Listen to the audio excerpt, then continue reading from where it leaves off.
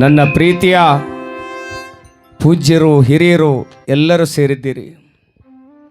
ಇವತ್ತು ನಮ್ಮ ಪ್ರೀತಿಯ ಸಿದ್ದೇಗೌಡರು ಈ ಭೂಮಿಯ ಕಾಯಕವನ್ನೆಲ್ಲ ಮುಗಿಸಿ ಪರಮಾತ್ಮನೆಡೆಗೆ ಎಲ್ಲಿಂದ ಬಂದರೋ ಅಲ್ಲಿಗೆ ಹೋಗ್ತಾ ಇದ್ದಾರೆ.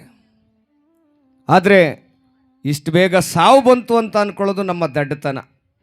ಯಾವ ಸಂದರ್ಭದಲ್ಲಿ ಏನಾಗಬೇಕೋ ಅದು ಆಗೇ ತೀರಬೇಕು.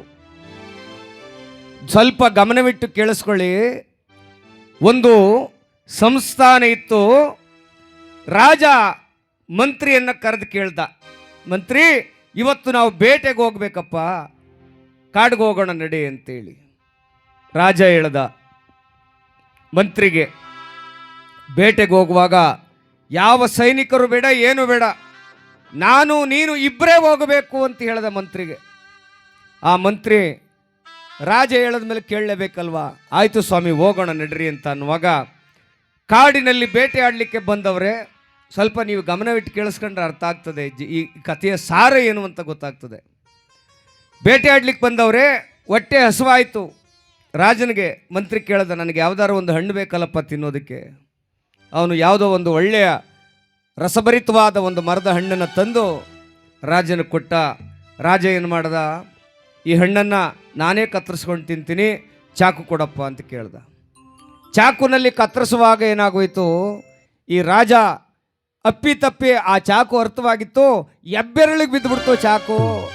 ಹೆಬ್ಬೆರಳು ಕಟ್ಟಾಗೋಯ್ತು ಒಂದೇಟಿಗೆ, ರಕ್ತ ಸುರಿತಾ ಇದೆ. ಇವನು ಅಳ್ತಾ ಇದ್ದಾನೆ. ರಾಜ ಮಂತ್ರಿ ಬಂದಂದ, ಏನಾಯ್ತು ಸ್ವಾಮಿ, ಯೋ ಹಿಂಗೆ ಹಣ್ಣು ಕೂತಿದ್ನಲ್ಲಯ್ಯ, ಚಾಕು ಬಿದ್ದುಬಿಟ್ಟು ಹೆಬ್ಬೆರಳು ಕಟ್ಟಾಗೋಗಿದೆ. ಆಗ ಮಂತ್ರಿಯಿಂದ, ಸಮಾಧಾನ ಮಾಡ್ಕೊಳ್ಳಿ ಸ್ವಾಮಿ, ಎಲ್ಲ ದೈವೇಚ್ಛೆ, ಏನಾಗಬೇಕೋ ಅದು ಆಗುತ್ತೆ, ಆದದ್ದೆಲ್ಲ ಒಳ್ಳೇದಕ್ಕೆ ಅನ್ಕೊಬಿಡಿ ಅಂದ. ರಾಜನಿಗೆ ಕೋಪ ಬಂತು. ನಾನು ರಾಜ, ನಿನಗೆ ಅನ್ನ ಹಾಕೋನು, ನನ್ನ ಬೆರಳು ಕತ್ತರಿಸೋಗಿದ್ರೆ ಆದದ್ದೆಲ್ಲ ಒಳ್ಳೇದಕ್ಕೆ ಅಂತೀಯಲ್ಲ ನೀನು ಅಂತೇಳಿ ಏನು ಮಾಡ್ದ, ಒಂದು ದೊಡ್ಡ ಗುಂಡಿ ಇತ್ತು, ಆ ಗುಂಡಿ ಒಳಕ್ಕೆ ಆ ಮಂತ್ರಿಯನ್ನು ತಳ್ಳಿಬಿಟ್ಟ ಜಾಡಿಸಿ. ಮಂತ್ರಿ ಗುಂಡಿ ಒಳಗೆ ಬಿದ್ದೋದ, ಮೇಲೆ ಕತ್ತಕ್ಕಾಗ್ತಾ ಇಲ್ಲ. ರಾಜ ಏನು ಮಾಡ್ದ, ಆ ಬೆಟ್ಟಿಗೆ ಬೆರಳಿಗೆ ಬಟ್ಟೆ ಸುತ್ತಕೊಂಡು ಒಂದು ಮರದ ನೀರಲ್ಲಿ ಕೂತಿದ್ದ. ಆ ಕಾಡಿನೊಳಗಡೆ ಈ ಕಾಡು ಜನಗಳು ಒಬ್ಬ ನರಮನ್ಸ ಬೇಕು, ನಮ್ಮ ದೇವರಿಗೆ ನರಬಲಿ ಕೊಡಬೇಕು ಅಂತ ಹುಡುಕ್ತಾವ್ರೆ. ನೋಡಿ ಎಂಥ ವಿಚಿತ್ರ ಇದು. ಆಗ ಯಾರು ಕೂತಿದ್ದಾರೆ ಮೇಲೆ, ರಾಜ ಕೂತವನೇ ಮರದ ಕೆಳಗಡೆ. ಬೆಟ್ಟು ಏನಾಗಿದೆ, ಕತ್ತರಿಸೋಗಿದೆ. ಹಾಗೇನು ಮಾಡಿದ್ರು, ಈ ರಾಜನನ್ನು ಎತ್ಕೊಂಡೋದ್ರು ಕಾಡು ಜನಗಳು. ಹೋಗಿ ದೇವ್ರಿಗೆ ನರಬಲಿಯನ್ನು ಕೊಡಬೇಕು ಅಂತ ಅವ್ರ ದೇವ್ರ ಅಪ್ಪಣೆ ಆಗಿತ್ತಂತೆ. ಇನ್ನೇನು ಕತ್ತರಿಸಬೇಕು ರಾಜನ ಕತ್ತನ್ನ.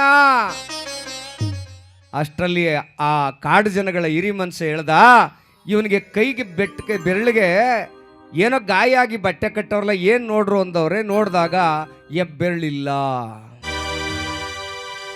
ಆಗೇನು ಮಾಡಿದ್ರು ಕಾಡಿನ ಜನ, ಇದು ಭಿನ್ನ ಆಗಿದೆ, ಭಿನ್ನ ಆದದ್ದು ನಮ್ಮ ದೇವ್ರಿಗೆ ಇಷ್ಟ ಆಗೋದಿಲ್ಲ, ಇವನನ್ನ ವಾಪಸ್ ಬಿಟ್ಟು ಕಳಿಸ್ಬಿಡಿ ಅಂತ ಅಂದರು. ನೋಡಿ ದೈವೇಚ್ಛೆ ಹೆಂಗಿರ್ಬೇಕು. ಆಗ ರಾಜ ಬಂದ. ಗುಂಡಿ ಒಳಗೆ ಯಾರು ಬಿದ್ದಿದ್ರು, ಮಂತ್ರಿ. ಆ ಮಂತ್ರಿಯನ್ನು ಕೈ ಕೊಟ್ಟು ಮೇಲೆ ಎಳ್ಕಂಡ. ಆಗ ಹೇಳ್ದ ರಾಜ, ಹಿಂಗೆ ಕರ್ಕೊಂಡೋಗಿ ನನ್ನನ್ನು ಸಾಯಿಸ್ಬಿಡ್ತಿದ್ರು ಕಣಪ್ಪ, ನೋಡು ಬೆಟ್ಟು ಈ ಬೆರಳು ಕತ್ತರಿಸೋದದ್ದೇ ಒಳ್ಳೇದಾಯಿತು, ಭಿನ್ನಾಗಿದೆ ಅಂತ ವಾಪಸ್ ಬಿಟ್ಬಿಟ್ರು. ಆಗ ಮಂತ್ರಿ ರಾಜನ ಕಾಲು ಹಿಡ್ಕೊಬಿಟ್ನಂತಿದ್ದಪ್ಪ ಜೋರಾಗಿ. ಸ್ವಾಮಿ ನೀವು ನನ್ನ ಗುಂಡಿಗೆ ತಳ್ಳದ್ದೇ ಒಳ್ಳೇದಾಯ್ತು ಸ್ವಾಮಿ ಅಂದಂತೆ. ಯಾಕೆ ಅಂದರೆ ನಾನು ಮೇಲೆ ಇದ್ದಿದ್ರೆ ನಿನಗೆ ಬೆರಳು ಕಟ್ಟಾಗಿದೆ ಅಂತ ತಿಂದು ಬಿಟ್ಬಿಡ್ತಿದ್ರು, ನಾನು ಚೆನ್ನಾಗಿದ್ದೀನಿ ಅಂತ ಎಳ್ಕೊಂಡೋಗಿ ನನ್ನನ್ನು ಬಲಿ ಕೊಟ್ಟು ಬಿಡ್ತಿದ್ರಲ್ಲ ಸ್ವಾಮಿ. ಅದಕ್ಕೆ ಹೇಳೋದು, ಆದದ್ದೆಲ್ಲ ಒಳ್ಳೆಯದಕ್ಕೆ. ಕಷ್ಟ ಬಂತು ಅಂತ ಕೊರಗೋದು, ಸಿರಿತನ ಬಂತು ಅಂತ ಹಿಗ್ಗೋದು ಆಗಬಾರ್ದು. ಯಾವಾಗಲೂ ಒಂದೇ ಥರ ಇರಬೇಕು ಮನುಷ್ಯ. ಕಷ್ಟ ಬರಲಿ, ಸುಖ ಬರಲಿ, ನೋವಿರಲಿ, ನಲಿವಿರಲಿ, ಯಾವಾಗಲೂ ತಾಯಿ ತಂದೆಯರ ಸೇವೆ ಮಾಡ್ತಾ, ಗುರು ಹಿರಿಯರ ಸೇವೆ ಮಾಡ್ತಾ ಪ್ರೀತಿಯಿಂದ ಕಾಲ ಕಳೆದಿದೆಯಲ್ಲ, ಅದು ನಿಜವಾದ ಮನುಷ್ಯತ್ವದ ಧರ್ಮ. ಅದೇ ಗುರು ಹೇಳ್ತಕ್ಕಂಥದ್ದು. ಅದಕ್ಕೆ ಗುರುವಿನ ಗುಲಾಮನಾಗೋ ತನಕ ದೊರೆಯದಣ್ಣ ಮುಕುತಿ ಅಂತೇಳಿ. ಹಾಗಾಗಿ ನಾವೆಲ್ಲ ಏನಾಗಬೇಕೋ ಅದಾಗುತ್ತೆ, ಯೋಚನೆ ಮಾಡಿದರೆ ಪ್ರಯೋಜನವಿಲ್ಲ. ಸಂತೋಷವಾಗಿ ಇರೋವರೆಗೆ ಅವ ಎಲ್ಲರನ್ನು ನಮ್ಮವರು ಅಂತ ಪ್ರೀತಿಸಿ ಕಾಲ ಕಳೆದು ಹೋಗೋದಿದೆಯಲ್ಲ, ನಿಜವಾಗ್ಲೂ ಮನುಷ್ಯ ಧರ್ಮಕ್ಕೆ ಇದೊಂದು ಸಾಕ್ಷಿ ಅಂತ ಹೇಳ್ತಾ ಕಾರ್ಯಕ್ರಮವನ್ನು ಮುಂದುವರಿಸೋಣ ಬಂಧುಗಳು.